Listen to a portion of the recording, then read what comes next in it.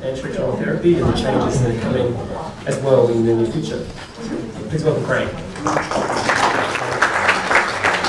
Hello everyone.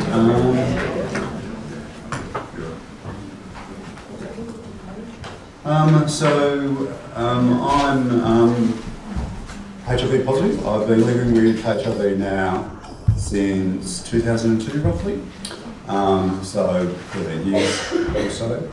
What I'm going to be talking about today is what it means to be living with HIV, some of the work that we've been doing as a community organisation. So I'm the CEO of a HIV positive organisation here in Sydney, and I'll also talk about what the dispensing of HIV medications means for people with HIV, so what we've discovered with some of the surveying we've been doing.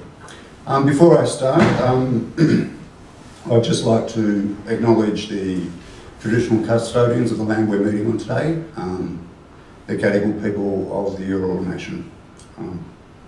The other thing I'd like to mention is the session's been recorded at the back of the room, and that's for promotion reasons, so we can post this online. The significance of the change of the dispensing of HIV medications to local chemists for us as people with HIV, this has been something that we've wanted for about 12 years now.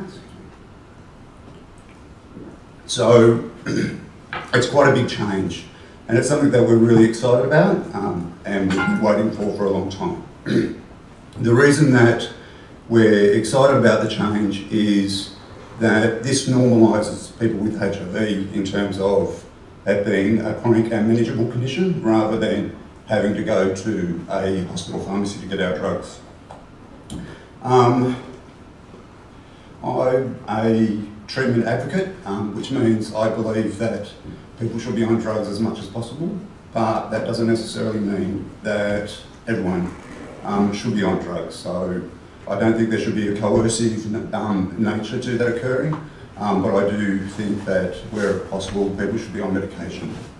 I'm on dolutegravir and Kivexor at the moment, and the reason I changed across to that medication regime was basically because the drugs that I was on, which was Truvada and Nevirapine, wasn't working for me. I was having quite bad insomnia, I was having difficulties with cognitive recall, and I was having problems with weight gain. So I asked for medication review from my S1 prescriber, and he shifted me across to a new combination of therapies. In terms of getting medications from a local chemist, the Minister announced the change last July, or the middle of last year. As a result of that, we did a lot of community surveying around what that would mean for people with HIV, because we were originally assuming that there would be roughly a 30% uptake. So in New South Wales, there's roughly about 11,000 people with HIV, and 30% of those go to a private S100 prescriber to get their medication. So we were assuming that there would be roughly 30% of the 10,000, 11,000 people with HIV in New South Wales moving across from a hospital pharmacy arrangement to a local chemist arrangement. What that showed us in terms of the surveying was that it's actually going to be much higher than that.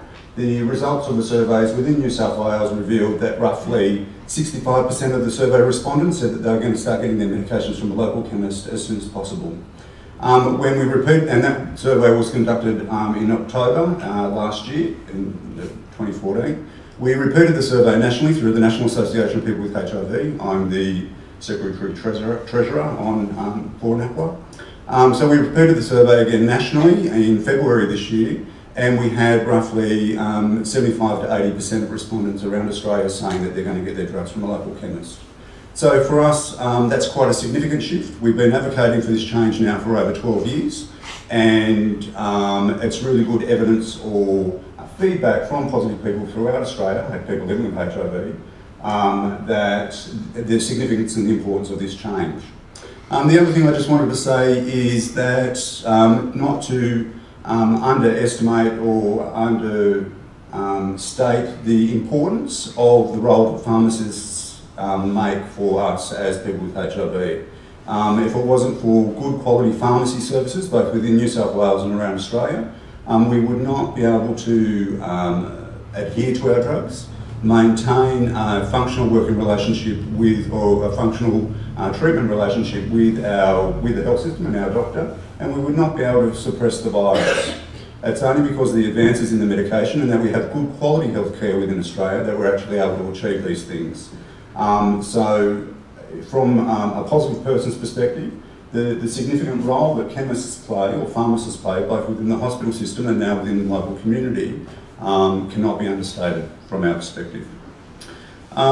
So the ministerial announcement that I mentioned was as a result of more than 12 years of advocacy from community groups and people with HIV, both within the health system and outside of the health system. It also was consistent with a commitment that was made within the 7th National HIV Strategy, which basically said that we needed to increase treatment uptake by people with HIV up to 90%. We've already achieved that within New South Wales, so of all the diagnosed cases of HIV within New South Wales, or the people with a diagnosis of HIV in New South Wales, we're already more than 90% of people are on treatments, which is fantastic. So in terms of treatment as prevention, the health benefits for the individual, for us, and also the risk of onward transmission for HIV, it's quite a significant achievement. What we did in New South Wales, as a part of Positive Life New South Wales, we set up an advisory group, which Damien and Sylvia are on, to actually talk about how to improve access to HIV medications and what the implications for the rollout of community dispensing of HIV drugs would look like for us as a sector and as a community. So we ran a survey, as I mentioned, last October, and it was based on the National Safety and Quality Health Service Standards, basically a QI framework. In particular, it was based on partnering with consumers, so Standard 2, to actually ensure that there's always consumer involvement in design, delivery and evaluation of health services. So this is basically what the survey tool and the assessment was based on. This is just more about the survey tool and the standard. At any time, if you want to ask any questions as I'm looking through, please interrupt me, that'll be fine. So from the surveys that were run in New South Wales, in Victoria and nationally, the national responses, we roughly had 370 people respond, and in New South Wales we had 504 responses. Of the national respondents, there were 90% of those were people living with HIV, and in New South Wales we had roughly 80%. The Victoria survey was a little bit different to the national survey and the New South Wales one, and had 212 respondents. It was a paper survey rather than an online survey. And so they were 100% people with HIV because those respondents were gathered or gained through prescribing and dispensing sites in Victoria. This is a bit of a breakdown of the demographics of the people that completed the survey. The national demographics is much more reflective of what the HIV positive population looks like within Australia, whereas the New South Wales survey, the patient demographic or the positive demographic was much more skewed. The skewing they're much more service attached, much more DSP dependent, so getting some type of pension, and they were much more gay male, bisexual orientation. So there wasn't so much of a heterosexual response or a CALD response within the demographic from the New South Wales survey. But it still gave us some pretty good indication or evidence around what people were wanting regarding community dispensing. The locations, the breakdown of where the respondents came from nationally, and where the respondents came from within New South Wales, and where the respondents came from within the Victorian sample. The table down the bottom just gives you a bit of an estimate or a breakdown of where the HIV positive population is distributed through jurisdictions within Australia. Sorry, can I just clarify, what was the numbers in the survey in total? And at the bottom is the number of people living with HIV in Australia. So we roughly had 1,000 respondents. 1,000 respondents. Any other I've gotten over my nerves now. So in terms of HIV treatment and care, it's pretty straightforward in terms of where people are getting their HIV care from, both from the National Survey and the New South Wales Survey.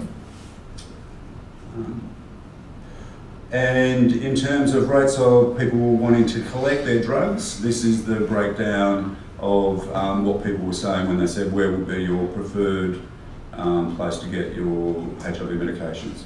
And Damien helped with the survey wording and the survey design. So that's pretty impressive. We were pleasantly surprised that our advocacy efforts for more than a decade actually confirmed by what people were saying they wanted in terms of where they wanted to get their medications. So yet again, to normalise what it means to be living with HIV as a chronic manageable condition, rather than feeling like it's a bit of a special disease or infection that you actually have to go to a hospital to actually get your drugs from. I'm just wondering about the green section of the pie chart concerned with disclosure.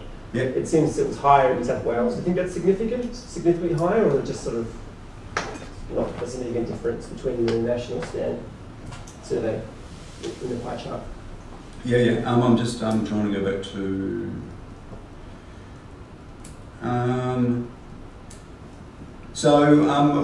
I think what happened with the New South Wales survey, it is higher, and it is quite an important thing for us to know about, is in terms of inappropriate disclosure and what that means for people. The other thing in New South Wales, so that's a regional breakdown. Other than doing the survey, we run a number of focus groups, so down in Bega, down in Wagga Wagga, up in Coffs Harbour, over in Newcastle, blah, blah, blah. So we went around and we actually had chats with people as well and said what's going on for you. The main thing within regional New South Wales is you have a larger Aboriginal and heterosexual demographic. And what that means in terms of being out around your HIV status or being disclosive about your HIV status within the community that you live, that's where the higher level of anxiety or concern is around disclosure and privacy within those settings. So that's based on the survey responses as well as direct feedback that we had from focus group participants. Just to clarify correctly, so the pie chart on the left is actually Sydney reasons for no, and the pie chart on the right?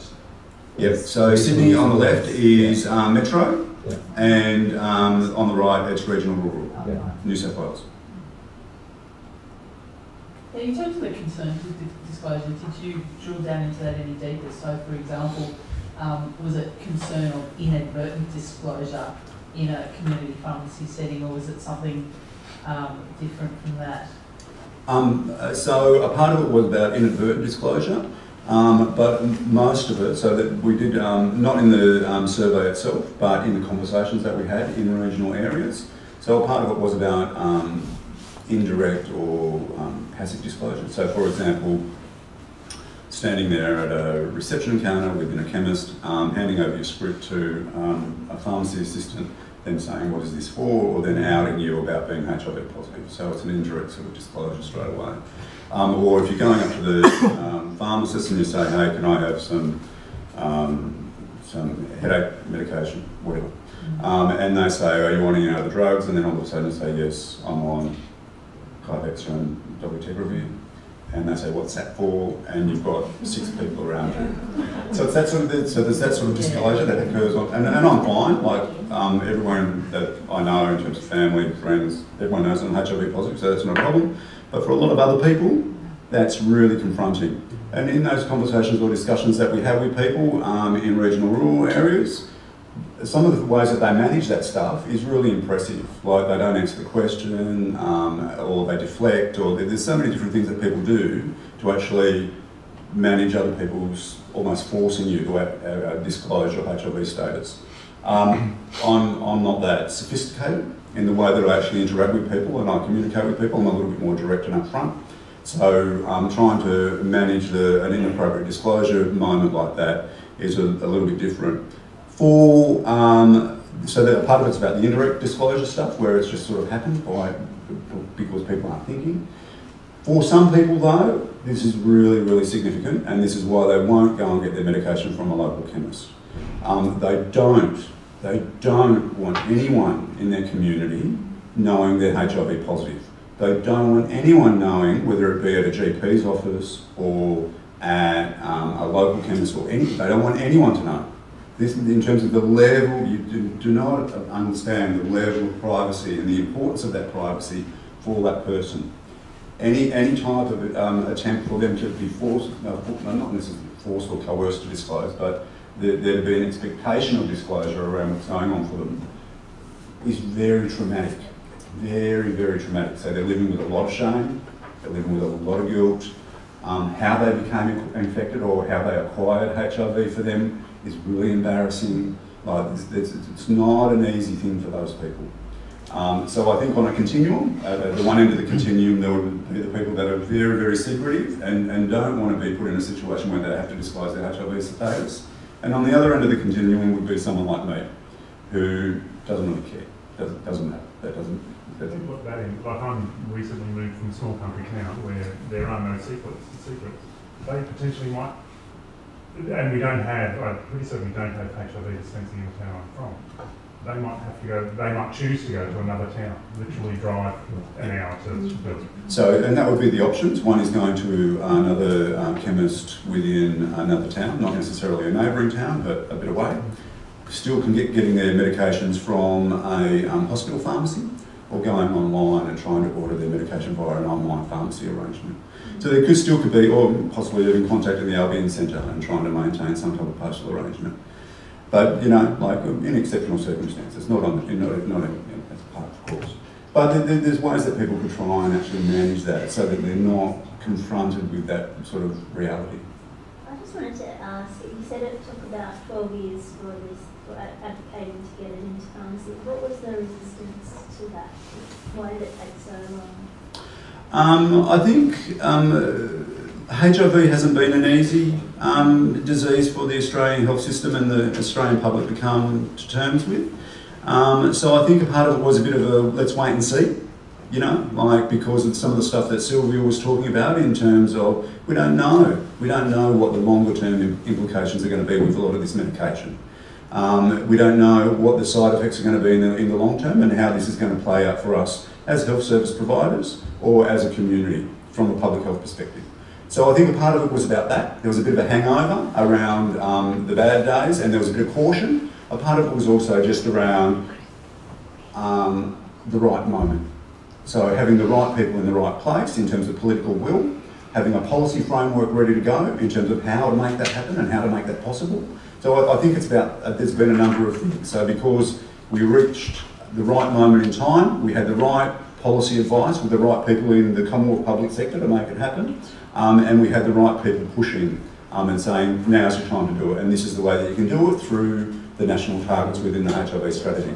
So I think there was a number of things that actually made it impossible up until this moment, but now we're at this moment, like this is actually a really significant thing for people with HIV and also for the health sector more broadly. And the importance of local chemists or community pharmacists, the role that you can play to actually make this a good thing for us rather than a bit of a difficult transition for us, I cannot understate the significance of that. This is a really big moment. I've always liked to, I mean, I see my role as a facilitator. I absolutely don't want to get in somebody's way of getting access to their medicine. What would you, or the members of your organisation, what do you want us to do? How can we be as helpful as we possibly can to you? That first time is going to be really difficult, I suspect, for some people, handing that script over, because that says a lot without saying anything. What do you want us to do? So what people have said they want, so I won't talk from what I want, I will talk from what people have told us through the survey and through conversations. What they want is they want to be able to approach the pharmacist and for the pharmacist to hear that the person wants to be taken aside and wants to have a private conversation to work out how this could be possible. They want to actually have a trusting relationship with you. And they want to know that you're going to hear them and respect their concerns.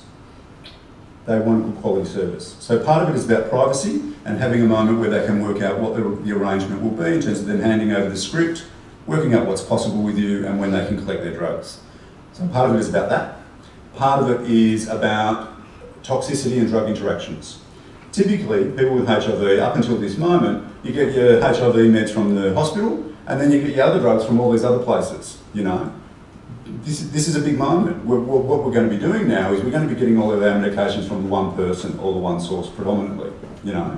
So in terms of having a greater level of involvement around drug interactions and what that means in terms of possible side effects, toxicities, blah, blah, blah. So what people have told me is they want the pharmacists to be educated. They want the pharmacists to be informed. So they're the two big issues: privacy and confidentiality, drug interactions, toxicity. They're the things that people are saying they want from you.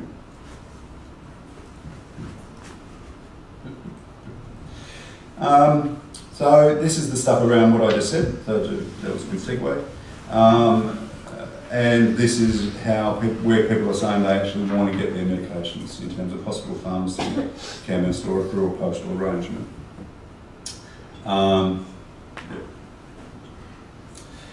So what we're doing is, as an organisation, we've been working with the Pharmaceutical Society of Australia, ASHM, the Pharmacy Guild and hospital pharmacists, as well as through the Access to Medications Advisory Group. We've been developing some resources, both electronic and print resources. Unfortunately, the print resources have been held up at this point in time.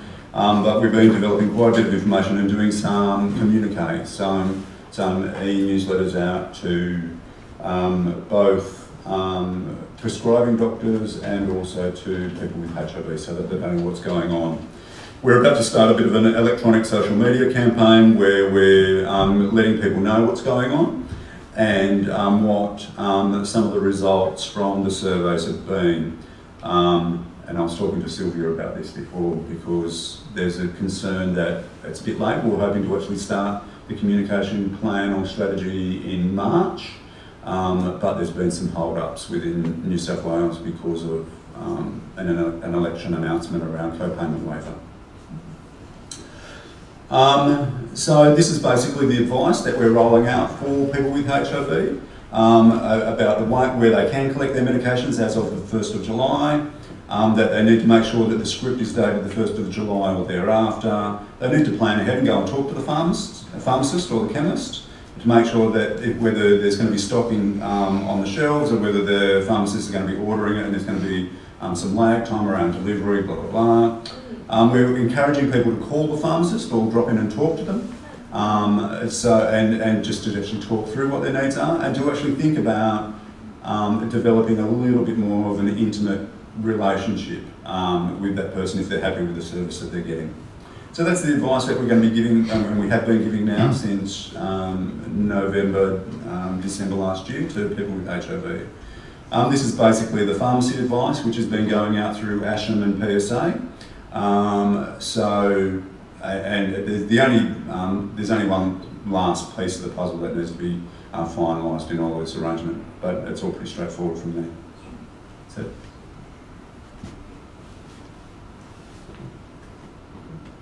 Some of the implementation challenges around this policy change, and this is a public health initiative. As I said, we originally estimated that it will roughly be about 30 to 40% uptake, so we're quite surprised that it's going to be much higher than that for people with HIV. We're concerned that there hasn't been enough of a relationship between local hospital pharmacies, local prescribers and possible local pharmacists, so chemists. So I'm concerned that there hasn't been enough communication backwards and forwards so that there's a relationship established between local chemists and hospital pharmacists or prescribing doctors so that people know who to talk to if someone's walking into a chemist and handing over a script saying, hey, I want my HIV drugs. So we're a bit worried about that there hasn't been enough done to facilitate that. What we did with ASHM, the Australasian Society of HIV Medicine, we ran a survey in February this year, another survey, I love running surveys. So I run another survey, and in that survey we asked people with HIV, where would you prefer to get your GP care? Where would you prefer to go and see an S100 prescriber? Where would you like to collect your drugs, your HIV drugs? So we asked them to actually name local chemists in their area or where they would prefer to get their medications. So we got a whole list of local chemists, and we're going to be writing to all of those chemists in the next week to say, hey, people with HIV have actually nominated you as a preferred place to get your medication. So here's some people that you can talk to actually find out more about this. So it's that sort of thing, a little bit more proactive. Not to underestimate the point that Sue was just making around stigma and discrimination. It's not easy living with HIV and being treated like you're a bit of a leper almost at times. Going into a doctor's surgery and saying, hey, look, I've got some cellulitis here, can you have a look at this? And them not even touching you, them refusing to do a physical examination on you is terrible. You get constantly, there's not a lot of people living with HIV in Australia, only 28,000 of us, was odd. So people don't often get exposure to us as a population or populations. So the stigma is real. It's not perceived, it's not paranoia, it's actual real. It's a real thing that we have to live with on a daily basis and we're confronted by.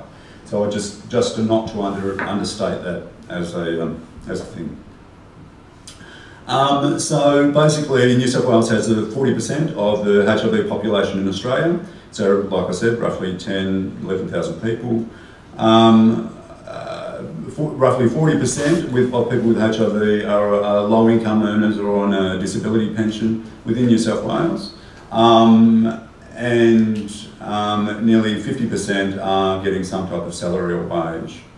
Some of the issues that are going on for people with HIV, acute HIV infection, late diagnosis and undiagnosed HIV are areas that we're concerned about.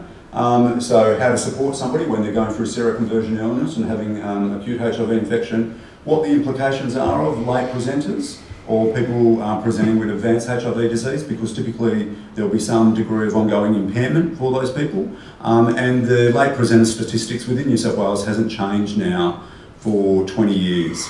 So roughly every year of all the diagnoses within New South Wales, so roughly, so just say it's 400 people a year, 10% of those every year are late presenters. So the level of impairment or ongoing health conditions for those people, it's going to continue. Even though they're going to get on the drugs, even though blah, blah, blah, they're going to get reasonably healthy, there still will be some degree of impairment for those people. So we need to try and do something about the late presenters. And also we need to make sure the best place that we can actually try and get to the undiagnosed people with HIV, so we can try and get them on treatment sooner rather than later, or get them engaged in some type of healthcare. The best way we're going to be able to get those people is through contact tracing arrangements. So working with the index case, the person that's just received a new diagnosis, and getting them to get their sexual partners or their drug-using partners that may have been exposed to the virus to go and get a HIV test so we can find out whether they're positive or not. Treatment uptake and adherence is an important thing. It's quite straightforward. We've talked about stigma and why people don't want to disclose their HIV status. Talked about that.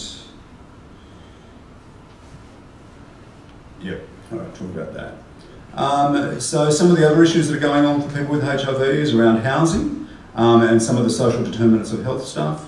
And dealing with social isolation and poverty alleviation. So it's basically some of the social and contextual issues that actually impact on a person's ability to remain in care and remain adherent to their drugs. Some of the emotional aspects touched on was around we talked about stigma and why people don't want to disclose their HIV status. Talk about that. Yep, I've talked about that. So some of the other issues that are going on for people with HIV is around housing and some of the social determinants of health stuff and dealing with social isolation and poverty alleviation. So it's basically some of the social and contextual issues that actually impact on a person's ability to remain in care and remain adherent to their drugs. Some of the emotional aspects touched on was around the high level of anxiety for people and what that means as we shift away from HIV specialist care into mainstream healthcare delivery. there has been concern about, expressed by people as part of, so roughly 30, I think, or 30 or 40% of the survey respondents said that they wouldn't get their drugs from a mainstream chemist or a local pharmacist because they are concerned about levels of knowledge at this point in time. That's a wait and see scenario for those people. And there is reasonably high levels of anxiety. So, for example, a bit of a story. So I don't know if you understand this, the legal system at all, but typically HIV is seen as a public health condition, but still within New South Wales you can be prosecuted under criminal law or under civil law around exposure and transmission of HIV. What happened down in Wagga? There was quite a public thing that occurred in terms of someone going through the courts, and unfortunately the solicitors involved didn't put a suppression order in place. So a lot of people in that community were outed in the media about their HIV status. You know, so there's that sort of stuff, and that sort of thing, those sorts of stories feed into these higher levels of anxiety around people's disclosure of HIV status in a rural area. Some of the issues that have been touched on in the previous presentations is in terms of the multimorbidities and what that means for us. Neurocognitive impairment or conditions is a bit of a concern, as well as some of the other health conditions regarding cardiovascular disease, renal failure, hepatic disease and anal cancers. So there's lots of other things going on rather than just about being about HIV.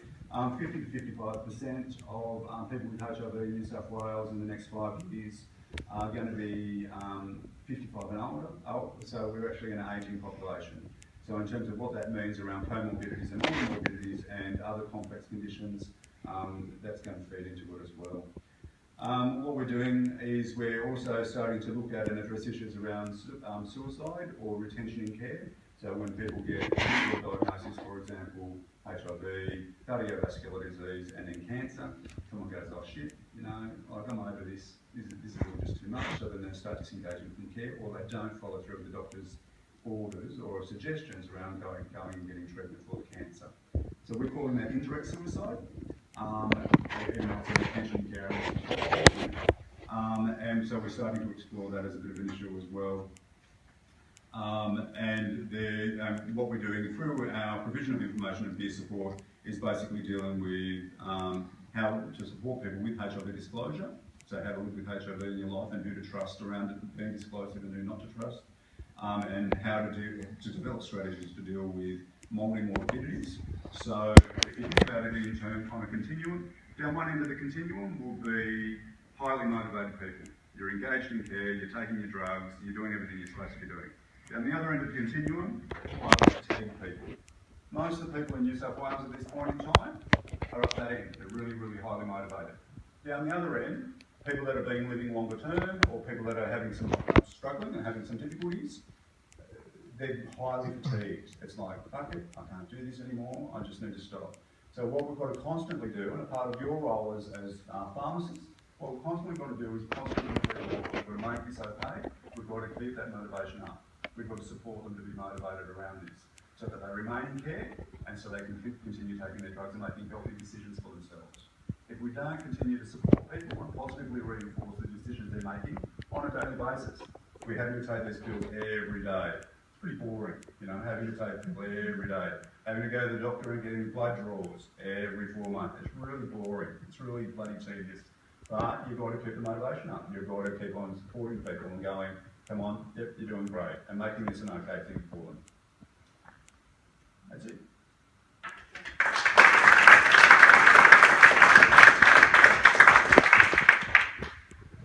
Great, fine, thank you for coming to the group. I did look you up on Twitter and most you've got a very active social media profile. Are you okay if we tweet about what you're talking about? Yeah, sure, go for it. Look, I want to really congratulate you for the survey. I think that really gives us strength and data in our own network and promoting pharmacists. 78% I like the idea of potentially highlighting particular pharmacies that are ready for this or even promoting to get ready. That's my concern. I do believe that people are quite motivated people are here to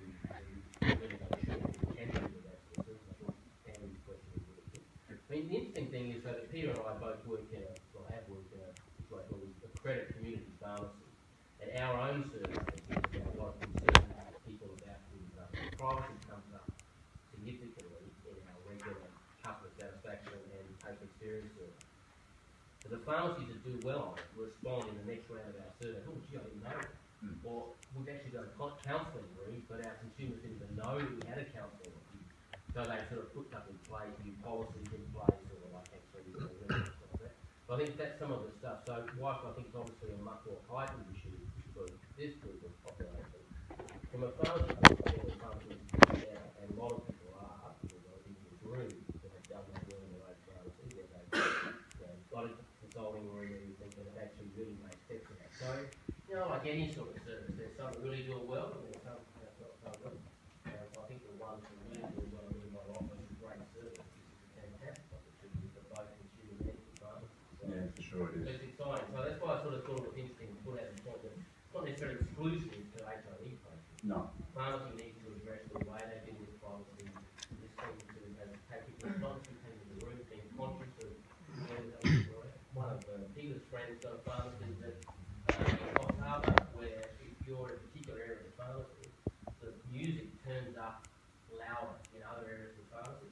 So whilst you're still talking there, it actually muffles out what the conversation is around other areas of the pharmacy. Yeah. So there's sort of no notice of that, but actually that's what happens. There's some really cool stuff happening in the pharmacy. Yeah, it is good. I think that there will be some people that are a bit bruised, whether it be pharmacy staff, or the person with HIV going in and asking to get their medications. I think that there is going to be some teething issues, but you know, it's a brave new world. We're all adults and we can work through it. You know? So I think this is a really amazing opportunity. Those scripts that we will be seeing, the patient still has to go to their approved prescriber, is that correct? Yes. So it's a streamlined authority. So will it be annotated on the script? Does anyone know?